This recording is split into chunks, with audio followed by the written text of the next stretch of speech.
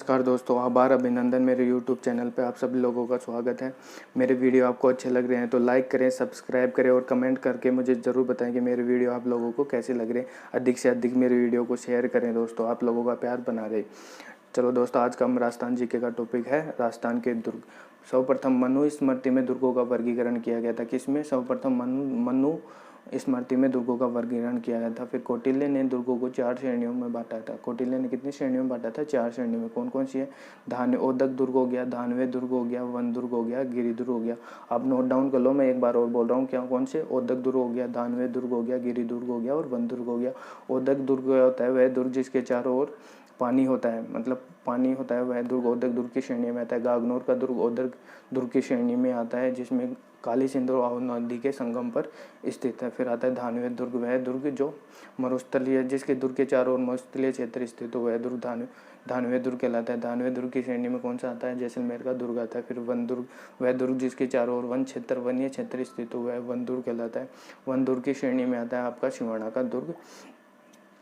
फिर आता है आपका धानवे दुर्ग, वन दुर्ग होता है, गिरि दुर्ग होता है। कौन सा? मनुस्मृति और कौटिल्य के अनुसार सर्वश्रेष्ठ दुर्ग कौन सा होता है? गिरि दुर्ग होता है। जबकि शुक्र नीति के अनुसार सर्वश्रेष्ठ दुर्ग कौन सा होता है? सैन्य दुर्ग होता है। शुक्र नीति के अनुसार सर्वश्रेष्ठ दुर्ग कौन होता है? सैन्य दुर्ग होता है। ठीक है, अब शुक्र नीति के अनुसार दुर्गों का 9 श्रेणियों में बांटा गया है। मैं आपको एक एक करके बताता हूँ, आप नोट डाउन कर लो साथ के साथ में और याद भी कर लो। तो सबसे पहले आता है एरण दुर्ग, फिर पारिक दुर्ग, पारिद दुर्ग, फिर धानवे दुर्ग, जल दुर्ग, वन दुर्ग, गिरि दुर्ग, सैन्य दुर्ग और शाही दुर्ग। एक बार मैं फिर से बोल रहा हूँ, आप नोट डाउन कर लो। एरण दुर्ग, पारिक दुर्ग, पारिद दुर्ग, धानवे दुर्ग, वन दुर्ग, गिरि दुर्ग, जल दुर्ग, सैन्य दुर्ग और शाही दुर्ग। तो एरण दुर्ग क्या होता है? वह दुर्ग जो जहाँ पर पथरीले एवं कटीला झाड़ीनुमा क्षेत्र होता है, वह दुर्ग एरण दुर्ग की श्रेणी में आता है। एरण दुर्ग की श्रेणी में राजस्थान में कौन सा आता है? रणथंभौर दुर्ग एरण दुर्ग की श्रेणी में आता है। फिर आता है पारिक। पारिक में लास्ट में क्या है? खे से क्या होता है? खाई। वह दुर्ग जिसके चारों ओर खाई होती है, वह पारिक दुर्ग की श्रेणी में आता है। भरतपुर का लोहागढ़ दुर्ग पारिक दुर्ग की श्रेणी में आता है। फिर आता है आपका पारिद दुर्ग, वह दुर्ग जो जिसके चारों ओर परकोटा स्थित होता है या परिधि स्थित होता है, पारिद दुर्ग कहलाता है। फिर आता है आपका धानवे दुर्ग। धानवे दुर्ग की श्रेणी में कौन सा आता है? वह दुर्ग जिसके चारों समूह वो मरुस्थलीय क्षेत्र होता है, धानवे दुर्ग के श्रेणी में आता है। जैसलमेर दुर्ग, जूनागढ़ बीकानेर का जो दुर्ग है जिसे जमीन का जेवर कहता है, वह भी धानगढ़ की श्रेणी में भी आता है। फिर आता है आपके जल दुर्ग। जल दुर्ग कौन कौन से आते हैं? वह दुर्ग जिसके चारों ओर जल क्षेत्र स्थित होता है, जल दुर्ग आते हैं। जल दुर्ग में कौन सा आता है आपका? चित्तौड़गढ़ दुर्ग हो गया, गागनौर दुर्ग हो गया, भैंसनौरगढ़ दुर्ग हो गया। चित्तौड़गढ़ दुर्ग कौन सी नदी संगम पर है? बेड़च और गंभीरी नदी के संगम पर चित्तौड़गढ़ दुर्ग है। कौन सी पे? गंभीरी और बेड़च पे। और भैंसनौरगढ़ कौन सी पर है? बामनी और चंबल नदी के संगम पर स्थित है। भैंसनौरगढ़ दुर्ग कौन से पे है? बामनी और चंबल नदी के संगम पर है। इसी के साथ गागनौर दुर्ग कौन से पे है? काली सिंध और आओ नदी के संगम पर स्थित है। अब कौन कौन से हो गए? जल दुर्ग हो गया, वन दुर्ग हो गया। वन दुर्ग वह दुर्ग जिसके चारों ओर वन्य क्षेत्र स्थित होता है, वन दुर्ग होता है। और गिरि और पर्वत दुर्ग क्या होता है? गिरि दुर्ग होता है जो पहाड़ी और पर्वत पर जो दुर्ग स्थित होते हैं, वो गिरि दुर्ग कहलाते हैं। जैसे चित्तौड़गढ़ दुर्ग, रणथंभौर दुर्ग, तारागढ़ दुर्ग, ये सब कुंभलगढ़ दुर्ग, ये सब गिरि दुर्ग की श्रेणी में आते हैं। फिर आता है सैन्य दुर्ग, वह दुर्ग जो सैनिकों के लिए अनुकूल होता है, सैन्य दुर्ग कहलाता है। और ये फिर एक आता है अंतिम सहायक दुर्ग, वह दुर्ग जो शूरवीरों के लिए सहायता के लिए होता है, वो सहायक दुर्ग कहता है। राजस्थान में एक भी दुर्ग सहायक दुर्ग नहीं है। चलो इस विधान से दुर्गों का मौखिक वर्णन हो गया कि दुर्गों को कितनी श्रेणियों में बांटा गया, कौटिल्य ने कितने बांटा है, शुक्र नीति के अनुसार दुर्ग कितने टाइप में होते हैं। शुक्र नीति के अनुसार सर्वश्रेष्ठ दुर्ग सैन्य दुर्ग होता है, जबकि मनुस्मृति और कौटिल्य के अनुसार सर्वश्रेष्ठ दुर्ग कौन सा है? गिरि दुर्ग होता है। चलो दोस्तों, हम इसी के साथ अब एक दुर्ग पढ़ लेते हैं, चित्तौड़गढ़ दुर्ग। चित्तौड़गढ़ दुर्ग राजस्थान का महत्वपूर्ण दुर्ग है। चित्तौड़गढ़ दुर्ग, चित्तौड़गढ़ दुर्ग मेसा पठार पे बना है। चित्रांगन मौर्य ने चित्तौड़गढ़ दुर्ग का निर्माण करवाया था और पर इसका प्रारंभिक नाम चित्रकूट रखा गया था। किसने?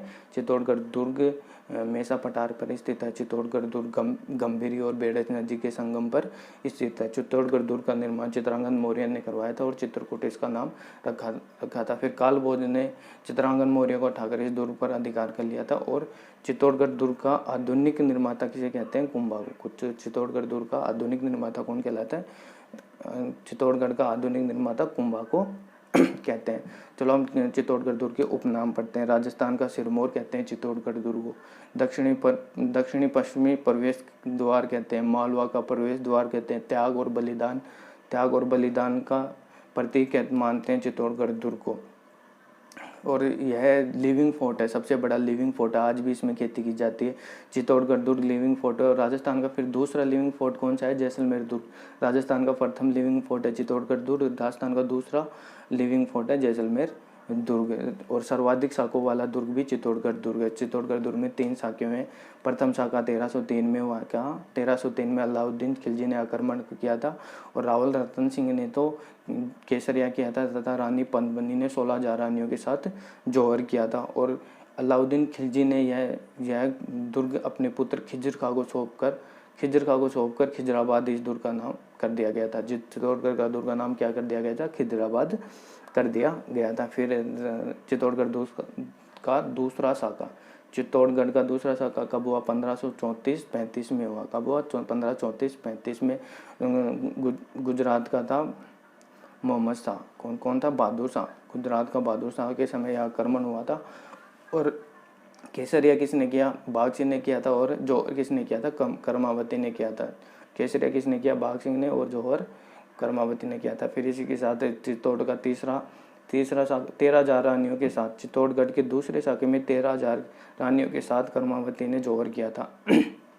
फिर आ जाओ तीसरा शाखा, चित्तौड़गढ़ का तीसरा शाखा 1567-68 में होता। आक्रमणकर्ता कौन था? अकबर के समय में ही राजस्थान चित्तौड़गढ़ का यह तीसरा शाखा हुआ था। जयमल केसरिया किसने किया था? जयमल फेड़तिया ने किया था। तभी जौहर किसने किया था? फूल कंवर ने किया था। इसी के साथ चित्तौड़गढ़ के तीनों शाखे हुए हैं। अब आ जाओ चित्तौड़गढ़ दुर्ग में क्या क्या स्थित है, क्या क्या नहीं है। ठीक है, चलो ठीक है। तो चित्तौड़गढ़ दुर्ग में सर्वप्रथम संगार चौरी मंदिर है। चित्तौड़गढ़ दुर्ग में सतबिस देवरी है। तुलसी भवानी मंदिर है। सिसोदियों की कुलदेवी बाण माता का मंदिर है। अन्नपूर्णा माता का मंदिर है। संगार चौरी है। कीर्ति स्तंभ प्रशस्ति है। कीर्ति स्तंभ का निर्माण सारंगपुर विजय के उपलक्ष्य में 1437 में कुंभा ने करवाया था। किसने करवाया था? कुंभा ने 1437 में सारंगपुर विजय के उपलक्ष्य में। यह 9 मंजिला इमारत है, जिसमें 8वीं मंजिल को छोड़कर सभी मंजिलों पर देवी देवताओं की मूर्ति लगी है।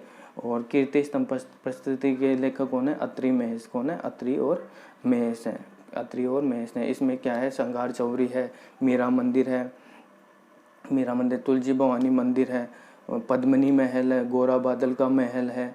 और जबकि श्रृंगार चौरी तो चित्तौड़गढ़ में है, जबकि श्रृंगार चौकी कहाँ है? मेहरानगढ़ दुर्ग में है, जहाँ मारवाड़ के महाराणाओं का राज तिलक होता है। मेहरानगढ़ दुर्ग में है श्रृंगार चौकी। और श्रृंगार चौरी कहाँ है?